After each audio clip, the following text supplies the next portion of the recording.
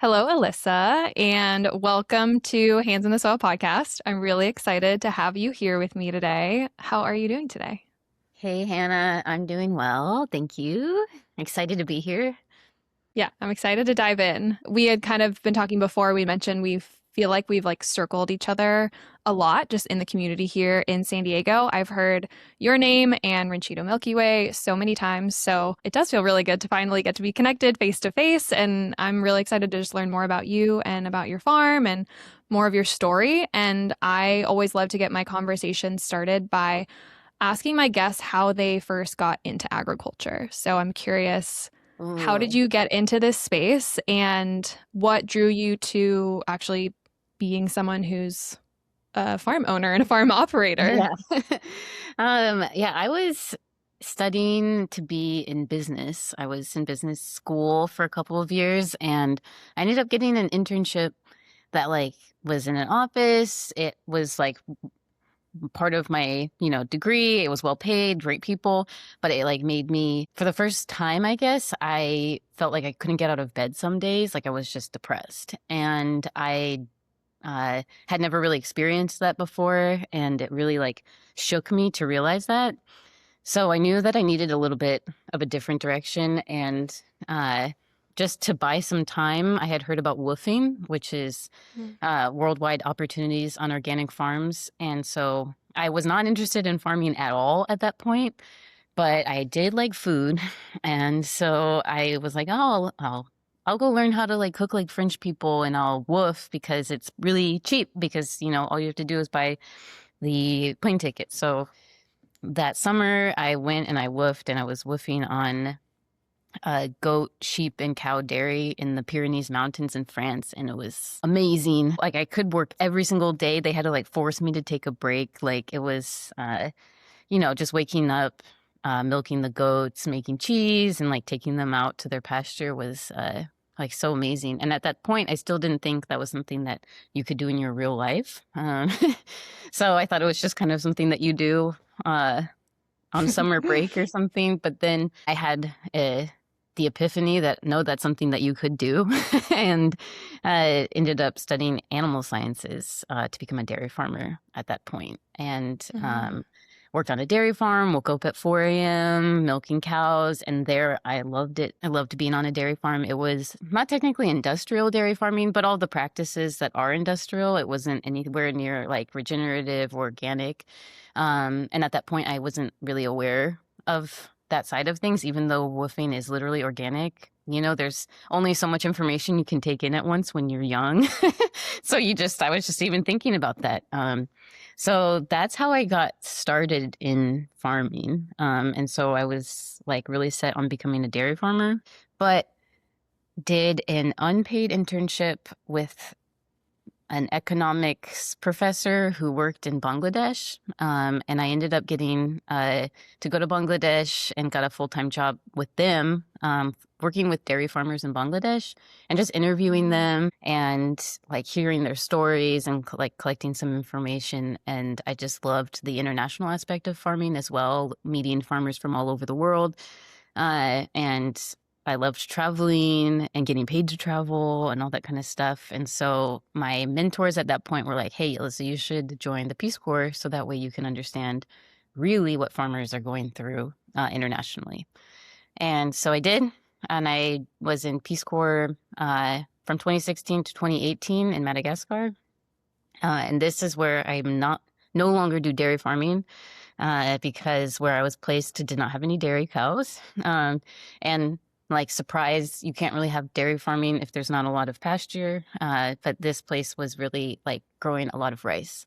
Um, and really, Peace Corps is not so much about your technical work, but more about, community and all of that stuff. But I found out that I could become just as obsessed with rice farming as I was obsessed with dairy farming. I'm a little skeptical of myself there. Are you just love farming, I guess? But so I ended up rice farming and just being knee deep in mud. Most of the time. And I really enjoyed that as well. So that's how I got away from dairy farming and into a different type of farming. And then once I got to San Diego, I got a job working at an edible landscaping company called California Farm and Garden, and they Mm. install edible landscapes like food orchards and native plants in people's front and backyards. And that was an awesome introduction into vegetable farming, basically. And that's where I met Christian, my husband. And so he has a lot of prior experience with like vegetable farming. And so when we met, it was like easy. Maybe not obvious at first, but pretty quickly we realized, like, oh shit, we gotta start a farm together. Maybe I'm ranting a little bit now, but I'll just finish here. Christian, before we thought that we were gonna be on farming together, he got a plot at the Sweetwater Community Garden in Bonita, and he was like, "Hey, do you want to like help me with this?" And so I was like, "Hey, cute, for like making a little garden plot with my boyfriend." And so we went to Mountain Meadow Mushroom Farm, got a load of their free compost, and then went and spread it on our little 20 by 20 and then cover cropped.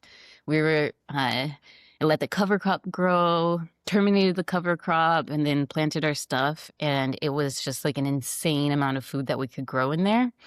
You're not supposed to be selling from there, but in the end, we were selling like 15 CSA boxes every 2 weeks just from, well, we ended up renting another plot. So it was 20 by 40. But we ended up growing a lot of food in that little space. Even had a little hangout area where Christian's grandparents would come and bring us burritos and we'd chit chat. Like it was awesome. And that was really fun. And we saw that we could make money doing it. And both of us are very entrepreneurship minded.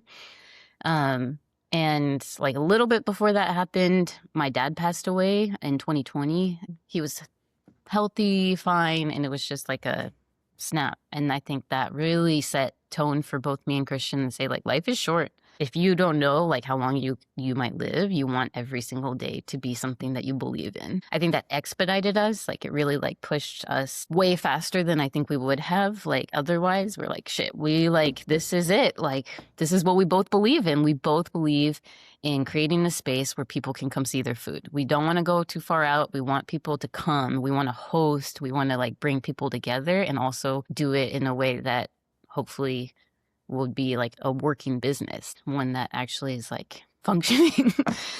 So at first I quit my job. We were both working at the same place. I quit my job first to look for land. I was working for Food to Soil, which was a community composting collective. And I had 2 days a week for them. And so that kind of gave me a little bit of wiggle room to be like, okay, I'm 2 days a week for Food to Soil. The rest of it can be figuring out how do we start a farm. And sure enough, we were struggling to find a spot. Like I was reaching out to real estate agents, like, do you know how I could find this? And they were like, I don't know how you're going to find that. And now we're trying to buy, we're just trying to lease. And I reached out to a friend whose like family is in this area. And he was like, actually, my aunt just closed on a property and she really believes in the organic food movement and had just seen the biggest little farm and like really wanted to support. And so like the day she walked onto the property, I walked onto her property too. And like she was like, well, how much space do you want? Like we'll lease it to you. And it was pretty much barren. There wasn't very much going on there. So we just started breaking ground. And we ended up buying one of those like 16-foot yurt tents, moving all of our shit into it and living there for a year and a half to like lower our expenses while we were able to like regenerate the soil. The soil's dead. And so like not a lot grows in that kind of soil for the first few years. And so while we weren't able to make that much money, we lowered our expenses and it was pretty awesome. Honestly, it was a really good time just to the two of us in that tent. But yeah, that's how we got to become owners of a farm. Mm-hmm. Yeah. And are you in that same, is We that are in the the same land that you're on today? It is the same land, although we've expanded to 2 more. So we're at like a total of 3 right now. The second one came a couple of years ago and it was a couple of years ago? Honestly, time not makes sense much. A few growing seasons ago. And that's in La Mesa, also in somebody's backyard, also a 1/4 acre. So Ranchito Milky Way, our home plot is a 1/4 acre. This La Mesa plot is a 1/4 acre. terraced. And then the third plot, we just broke ground, and it's also in Bonita, but it's closer to Chula Vista. It's a little less than a quarter acre, but it's totally flat, and it's on a horse ranch. But yeah, that's where we're at now. And where does the name Ranchito Milky Way come from? I've always been curious. Oh yeah. So I think it's funny when I see like very deep and thoughtful names for places, because Ranchito Milky Way is not deep and thoughtful. When we started our community garden plot, we were like trying to decide on a name, and I thought it'd be so cool to call ourselves Any Planet. I was like, whatever planet is, like anytime they're looking for space farmers to, they'll Google it, they'll Google and they'll find us first. Anyways, no, it was a joke. But so Christian chose the planet name, which so we called it Uranus, our first plot. Mostly to make jokes like, oh, we pulled this carrot out of Uranus and like really stupid stuff. And anyway, so we were already in like the space theme, and Christian's family already called our little plot the Ranchito. So then we were like, okay, well, maybe eventually we'll become multiple plots and it'll be space themed. So Ranchito Milky Way. The Ranchito Milky Way. Okay. Yeah. That makes sense. Yeah. But we've had people come and they're like, oh, like this guy was like, my 4 favorite foods, ranch dressing, Doritos, Milky Way candy bars or something. 3 favorite foods. Yeah, that's us. Oh, I love that. I did not know that you were 3 plots. I thought you had only had 2. So that's third plot's brand new. Cool. Like I just checked on it this today. We planted it for the first time a couple of days ago. Yeah. So I was going to ask a little bit more about like some of the context for the space that you're in, but I'm also curious just with your background, with some of your story of even kind of starting in a business degree and then transitioning to the space that's like very entrepreneurial. And yet I'm curious if you find that anything translates from like learning business in an academic setting and then being in this space now of applying it to kind of the setting that you're in this like agricultural space. I think what is odd is like it definitely translates. It's really formative to have 2 years of business school when you're like fresh out of high school, because everything in business school is about networking. Like you can have the best grades, but if you are not networking, you are going to miss out on a lot. And so like whenever, I think I've always now, like since then, had that like feeling of really prioritizing connecting with people, even when I'm very tired or I don't want to. Like I'm like, yeah, come on, like come over, or like we'll go to you. Like I try to go, like want to go to those events. Definitely was more difficult in the first couple of years because it was so exhausting farming, but just prioritizing relationships was something that I taught was like learned in. So networking sounds bad, but prioritizing relationships sounds good. It's the same thing. It's like, I'm going to go, like today I have, I'm going to go teach the first lesson of Master Composters class at Living Coast Discovery Center. And I've been doing that like 6 years now. And like part of that is just continuing to have that connection with them. They're doing great work. And like, it's very enriching for me because I get to meet a bunch of people who are interested in composting. I really love that. But, I don't think if I was in business school, would I have seen that as something that's important for like building the value of my business? Maybe not. I actually loved accounting. It was the only class that I liked. And it's definitely not something that translates because in business school, you're not learning bookkeeping. Like bookkeeping is just something you can learn in a bookkeeping course. Business school accounting is like, what are the laws around accounting and all that kind of stuff. So none of that really translated. Economics, I always had problems with, but like, no, it's just kidding. So my dad was an economics economist. And so anyways, we love fighting about that kind of stuff. But in any case, like, I think that is a huge translator into farming. Yeah, I could see that.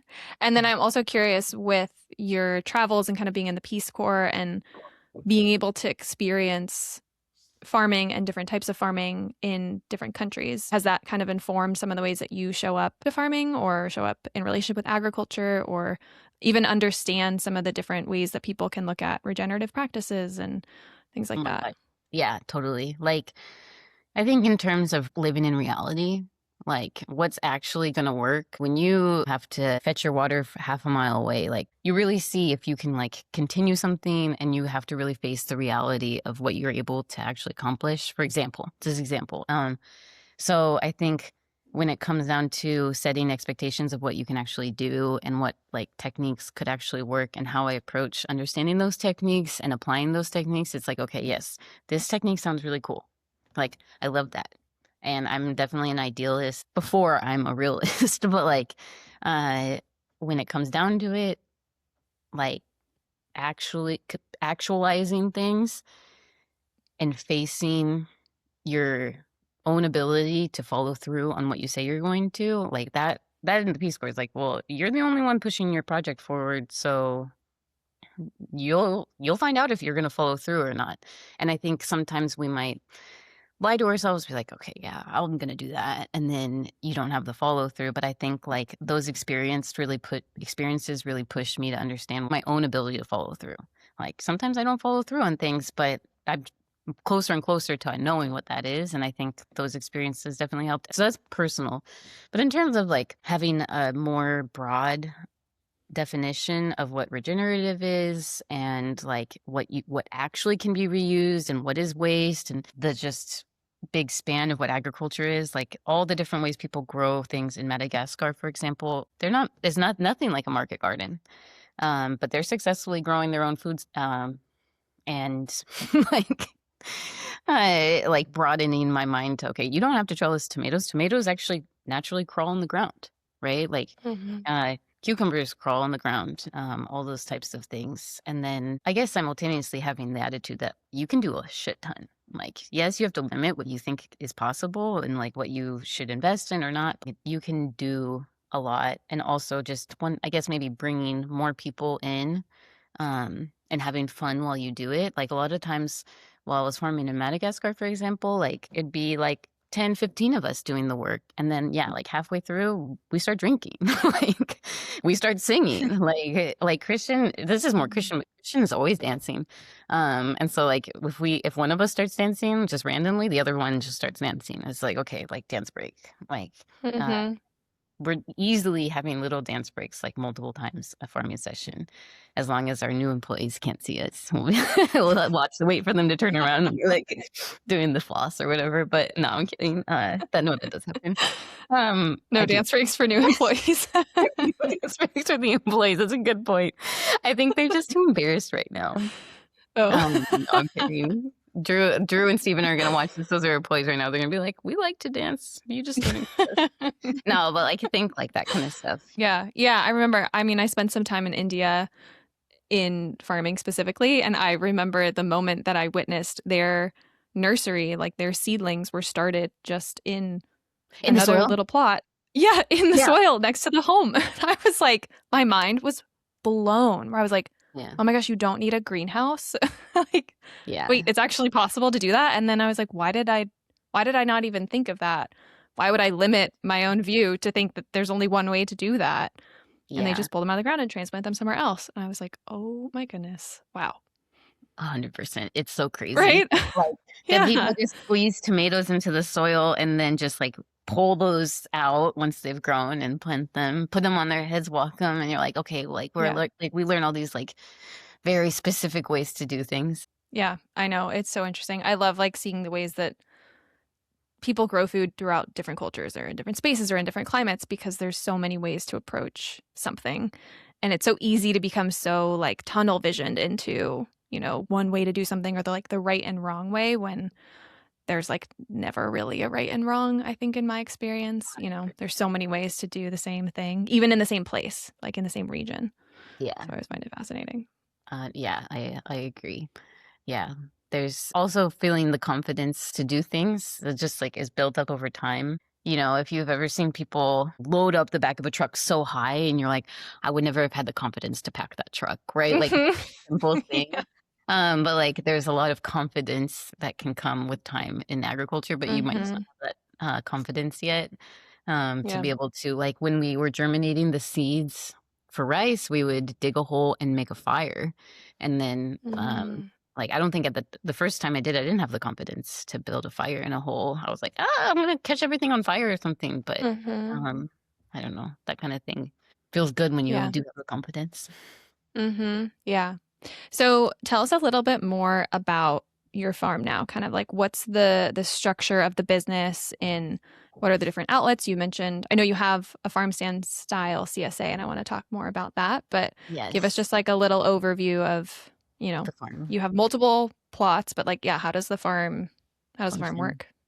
So our technique for growing the food, I guess if I'd start there, is um, we always add like an inch to 2 inches of compost on top of our beds. We're no-till, so we broad fork and then we have pelleted chicken manure that we get from Azure Standard, which is an online organic grocer, but they have this or pelleted chicken manure, which is really like efficient for us because we don't have to haul a lot because it's pelleted.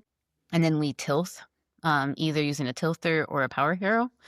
So that's like our bed preparation. Caveat, well, starting a new plot, we do till. So we tilled the very first time. When we first broke ground at our like home plot, we thought, oh, we cannot till. Like we broad forked and it killed us. Like it was so much. I mean, it didn't kill us, but didn't make us stronger. Probably injured us.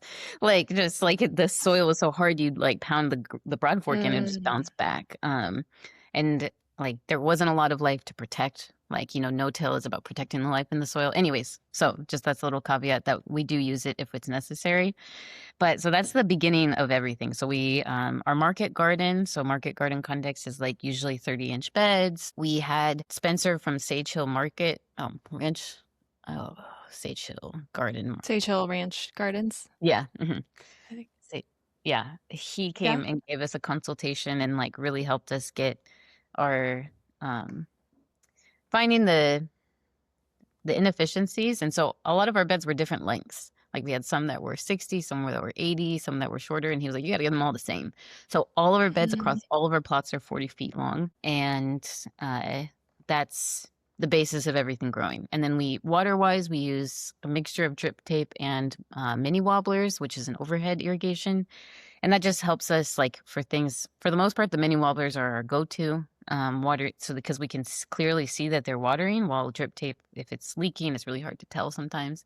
So, but we still use it as needed. And so now we have our soil, our irrigation, and then planting wise in the nursery, we start things either direct seeded or nursery. Most of our direct seeded things are like our greens mixes, our radishes, carrots, and then we recently invested in a paper pot transplanter and a drop seeder. And that's how we're transplanting. So in the nursery, we're seeding all of our herbs, all of our like beets, lettuces, that kind of thing, and our bigger items like tomatoes, all that gets started in the nursery. From there, as everything's growing, we in on it once a week and do like a thorough walkthrough, taking notes on everything. And that really helps us like set the tone of how we're going to get everything done. And now that we have two employees, like how we communicate and decide really like what we're going to do. Sometimes it's really hard to know if you should hold on to a crop or not, for example. So it's like, so we are like working on making a rating system. Like if it's less than a 7 out of 10, like feel if the bed is good or not, then we remove it and plant something new. So we're trying to really utilize as much space as possible, because in such a small growing space, you have to be super, dense and really get things to full capacity. Anyway, so that's how everything's growing. And we are a CSA, so community supported agriculture. But the way that our CSA started was like all CSAs, where you just try to put as much that you can. Well, not as much, but like you put what you have harvested in the box for people. But we pretty quickly noticed that some people, like specifically, it was, I think, tomatillos, okra, and zucchini, that Mhm. some people loved the tomatillos and some people hated them, and some people loved the okra and some people hated that. And then some people wanted the big zucchini and some people wanted the little zucchini. And we're like, we don't want to choose for people anymore. So then we just set up like a 10 by 10 tent and put out the vegetables and then people could pick. And so they were picking what they wanted. And from there, we were getting like some business consulting. This is a little bit long winded, but we were getting some business consulting and they like helped us realize that it was really hard to be like making good financial choices with people having access to all of the items. So Mhm. instead, we made it 5-item box and 8-item box. So you can choose to get 5 items every week or 8 items every week. And an item is like a bunch, a bag, like a set of fruit, that type of thing. And so people started coming to the farm stand, and then it was like, okay, you get to choose 8 of these. And so instead of getting all 16, all 20, they get everything, or they get to choose. And simultaneously, we started out actually gleaning fruit. So every Friday we would go glean fruit from people's backyards and include that in our boxes. But we found out that that's not like a long-term plan for our business that would work, because you need to be tending to those people's trees to be able to sell them, actually. And so we're like, okay, that's not something that we can manage, but what we can do is buy from other local farms. And so we started buying through Food Shed. We started buying wholesale and selling other Food Shed farmers food alongside our box. And so we were able to supplement our box with so many different amazing foods, and then like even more vegetables on top of it once we started getting more customers. So now when you come to the farm stand, you see like a whole wall of our stuff. So we grew all of this, all the vegetables, and then we have 2 tables of food grown by other local farms, and that also includes eggs, honey. I make sourdough bread, and then any sauces, anything that's left over, I'll pickle it, ferment it, sauce it, jam it. I love that part. So it's something that I enjoy doing. I don't know if it's a scalable business at this point, because I don't like setting a calendar for it. I like just seeing what's left and being like, okay, let's dehydrate this green garlic and put it into sourdough bread, like something like that. Anyways, okay, so now people come, and now we have walk-ins. So it is a CSA, but you don't have to be a member to come shop, but you just get a discount if you're CSA. So if you're walk-in, and plenty of people walk in, probably half of our sales are walk-ins, maybe not half, maybe a third. People walking in because they see the signs, they come and they're like, let me see what a local farm is. And so our farm stand is on the farm, because that's like our whole mission, if you could call it a mission, is to get people to see where their food grows. And so people can walk around, check out where their food grows, see the bananas that we're growing, that kind of thing. So they walk around and then they can shop. And yeah, that's how we really like it. It's like the farm stand day is like more and more people are talking to each other, like sharing recipes. We have a whole recipe book thing. And the CSA part is nice because, one, we have money to get started in the season. And 2, we know who's coming, so we can really consider who we're growing for and like think about it. I think like the emotional aspect of that is huge. And then people come, and it's not a whole like checking them out and making sure they paid. It's like they've already paid, they're just getting their food, and then we can talk.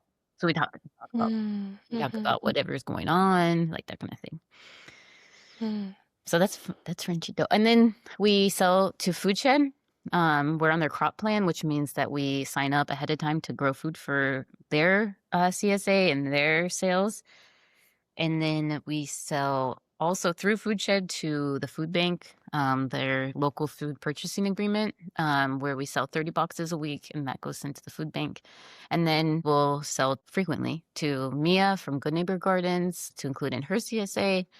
And then if anything is left over, we'll send that over to Angie at Heaven's Windows, which is a like nonprofit that makes food for like lunches for school kids. And they're great. They're awesome. They're utilizing as much food as they can from us. So they're really, or utilizing the food. Like when I went there, they were like, if it's good food, it's good food. If there's like insect damage, like that's not bad. Like that's not, like that's means that there was no pesticide, right? Like that type of thing. So anyways, that's, I think, Ranchito in a nutshell.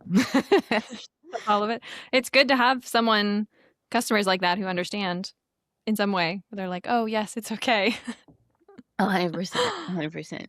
And then we do classes and events.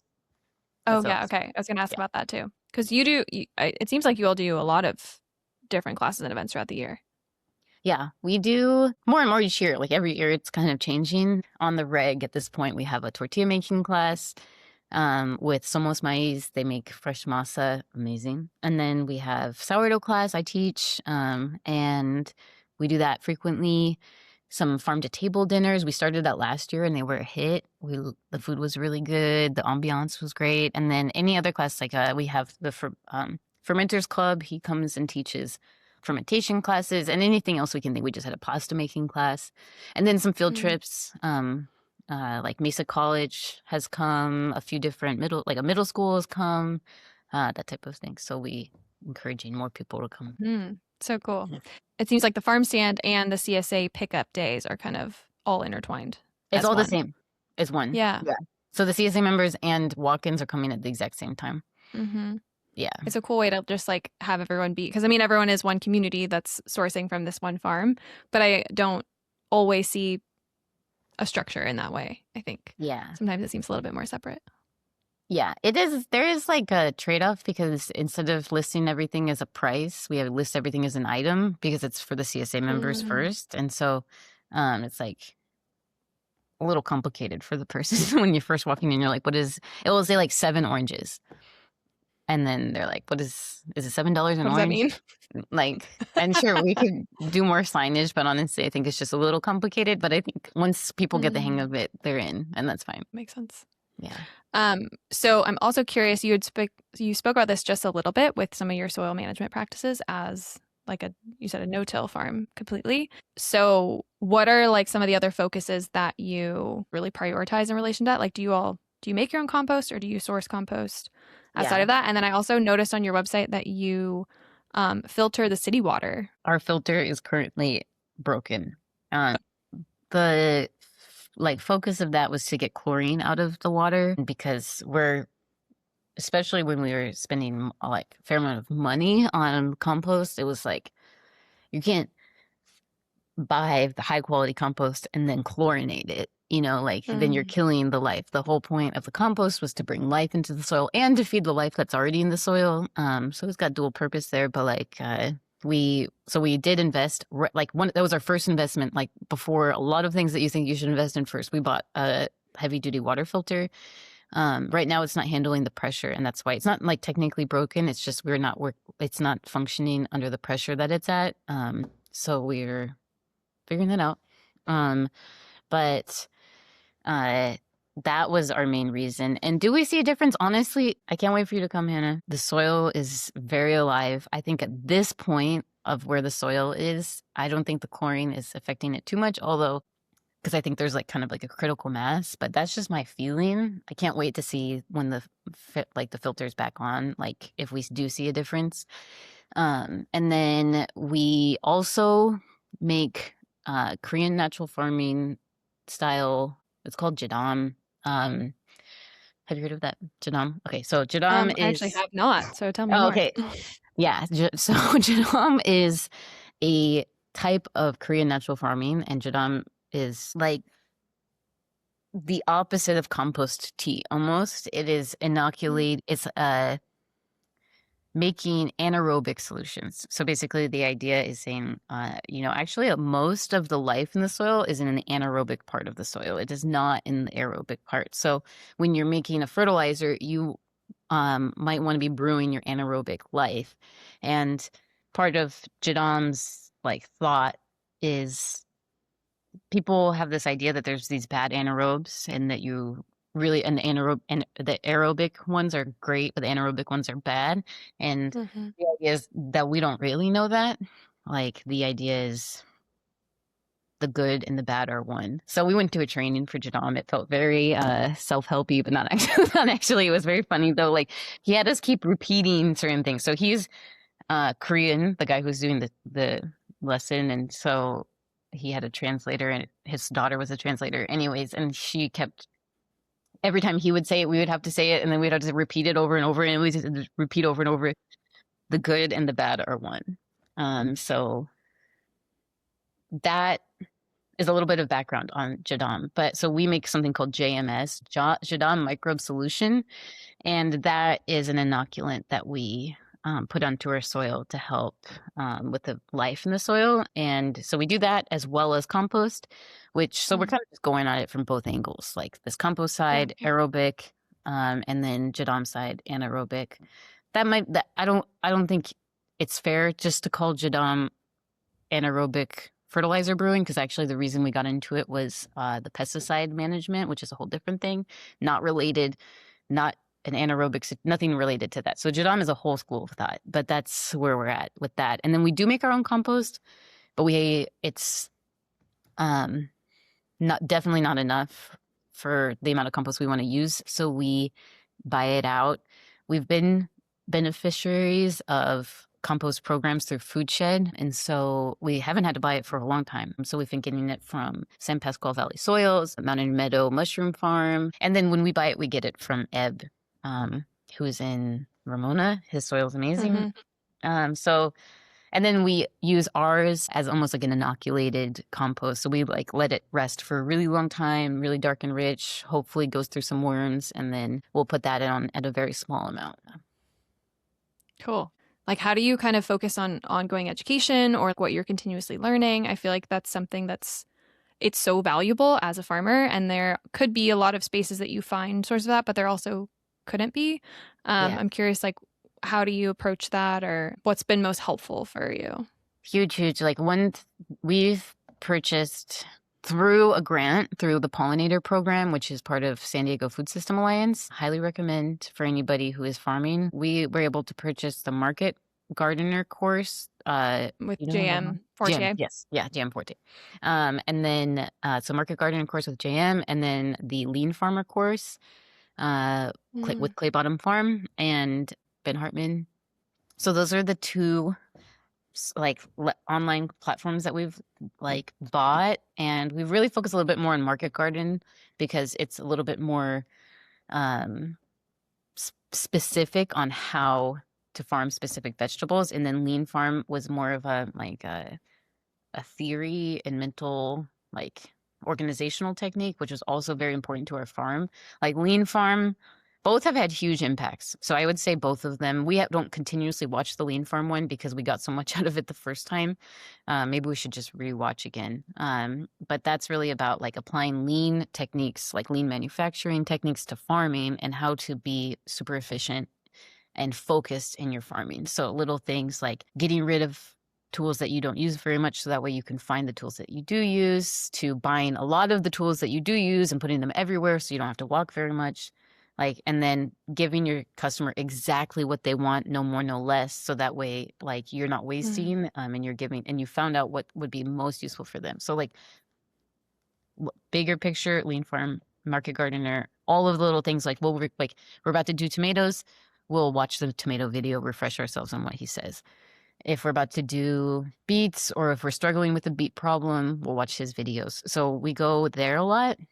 And then Christian is like we call it YouTube University for him, because we really think he's gotten a full degree off of YouTube. So he will research the heck out of things, and he has like that nighttime energy where he can just watch videos. For me, I have almost zero ability to do that.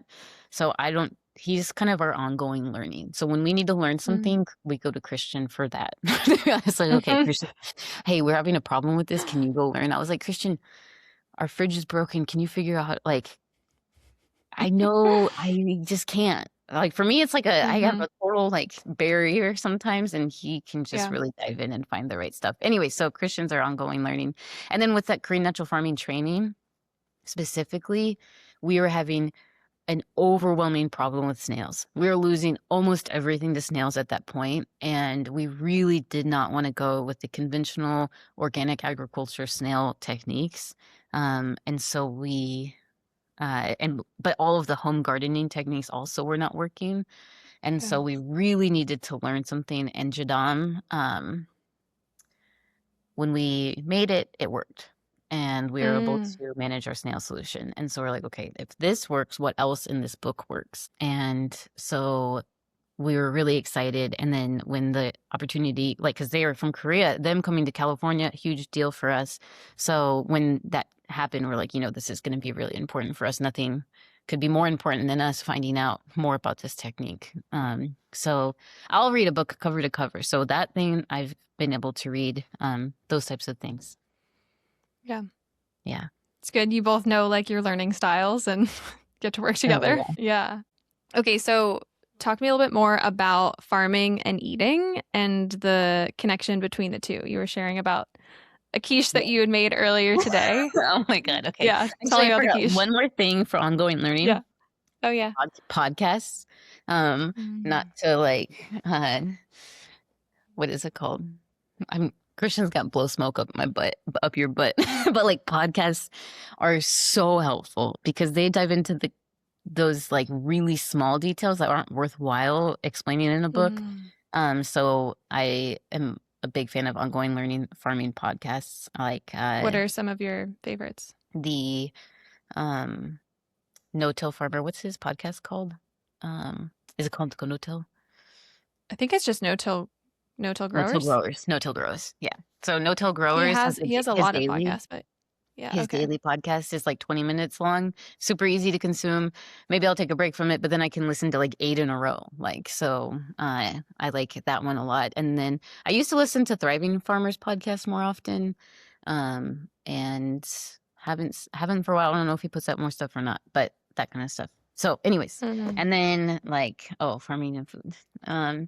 I think part of what uh, is missing when it comes to like like being able to follow through on gardening yourself. So this isn't really about farming, but like just like growing food yourself is the ability to harvest and cook the food and have like the full cycle. So I also teach at Southwestern Community College, and Mm. like a huge part of what I add on to the curriculum is like making sure we're eating because that like really drives it. So when we're at the farm stand and exchanging ideas around food to like the classes and harvesting and then immediately cooking it, like that like full cycle is really important um to like keeping it moving and like keeping fueling yourself. It's amazing how much you have to keep harvesting for the food to keep growing. Like you can't just like Mhm. let it go. Like if you want your food Yeah. to if you want to thrive in garden, you have to be harvesting from it quite a lot.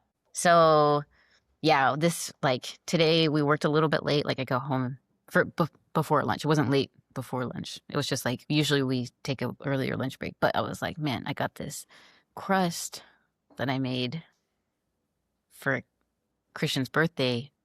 I made like 2 crusts and one was a sweet potato pie, right? And then this empty crust. And I'm like, man.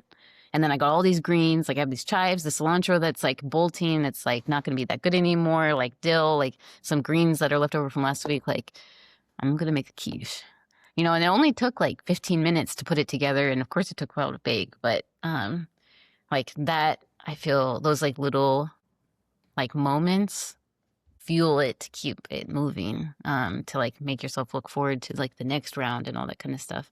But it doesn't really happen if you are like really feeling rushed or if you like are feeling I don't know, if you don't have other people around you giving you ideas and that kind of stuff, like all that's like our food culture. You were speaking to confidence before, and I think there's a lot of people who aren't very confident in cooking because we've lost a lot of that connection to food and food preparation, and we're so busy now. And Yeah. I mean, people are very busy, and there's a lot of genuine limitations that exist in terms of like what people are able to do throughout their Yeah. day. But there's also a lot of ways that we prioritize what we prioritize, and kind of um, we don't prioritize that connection with food in the same way that we used to. Yeah. 100%. Um, and then like maybe having unrealistic expectations for ourselves for it to go really smoothly or for us to be able to just do it or for it to be as quick as like Instagram or whatever, like all those things, like Mm-hmm. all of it is something that just kind of builds up over time.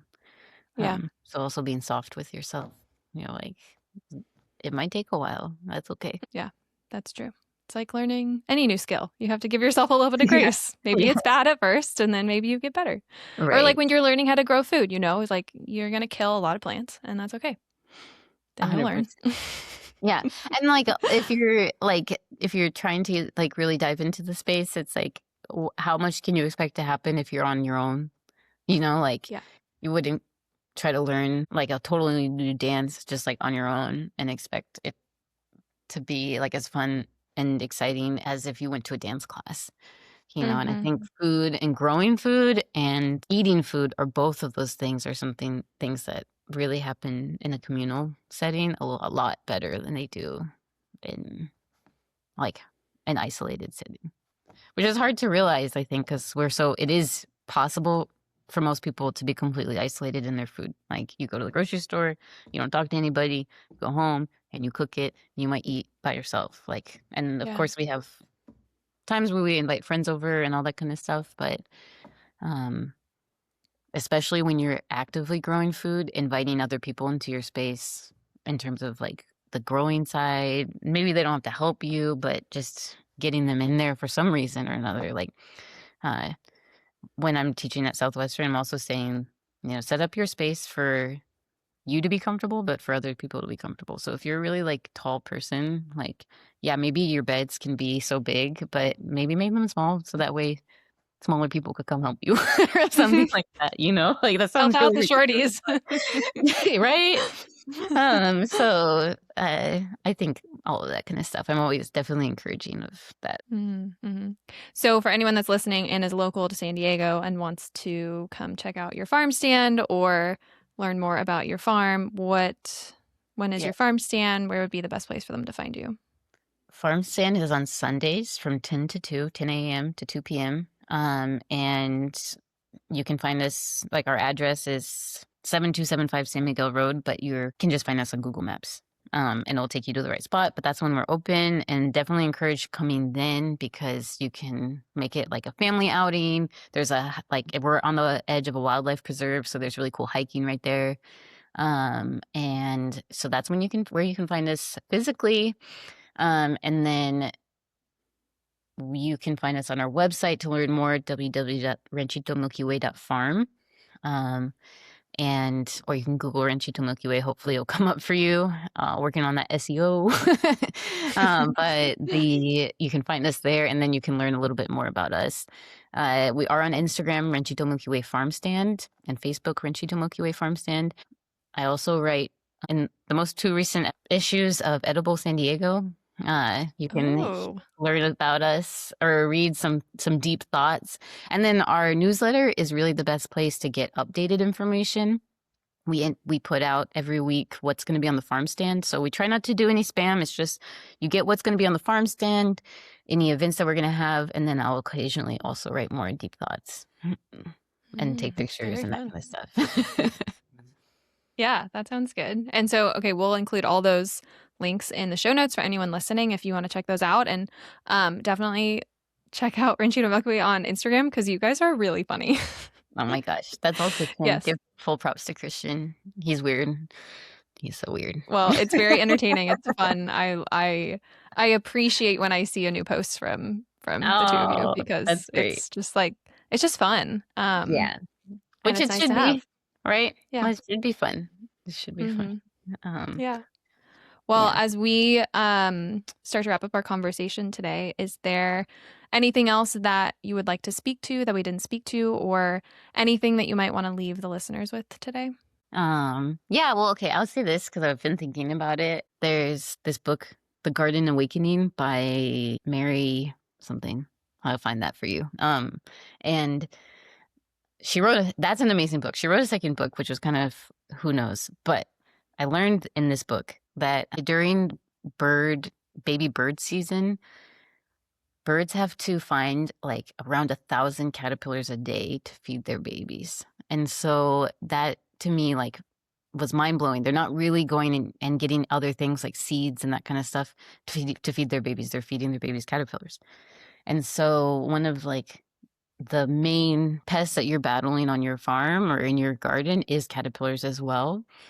And so caterpillar killer and that kind of stuff you can use when you need to, right? But like especially during baby bird season, I think it for me it's like kind of fulfilling to see the kale or my greens have a little bit of extra holes in them and know that like, in this little tiny ecosystem, which is our farm, we have, a relationship with birds and they're being able to feed their babies. Like, sure, we have a fair amount of kale loss right now because of all of that, but the holes are like symbols almost of like that Mm, connection. And so if you are gardening yourself and you're finding you've got a lot of holes, maybe you can feel happy. Maybe you can feel okay, that you're you're a part of that bird in their life cycle. So mm, there's a thought that I've been thinking about, and I figured I'd share. mhm. Yeah, I love that. And I mean, it really speaks to a different way to approach just the ways that we can understand pests because they just get labeled as bad and that's Right. it. But actually, some evidence or like it's actually not bad to have like some aphids because that's food for ladybugs and there Right. is balance is real, right? If there's no aphids, then there's no predators to come in for those aphids, and you're going to miss out on all the value that comes from having those other species around. So, I did not know that fact about birds and how many caterpillars they need. So I like that. I'm going to remember that. Yeah. Okay. Well, thank you for having me, Hannah. Yeah, thank you so much. Thanks for sharing your time and sharing more about who you are and about your farm. And yeah, I'm really excited to come down and see it. I haven't been there yet. Yes. Come down soon.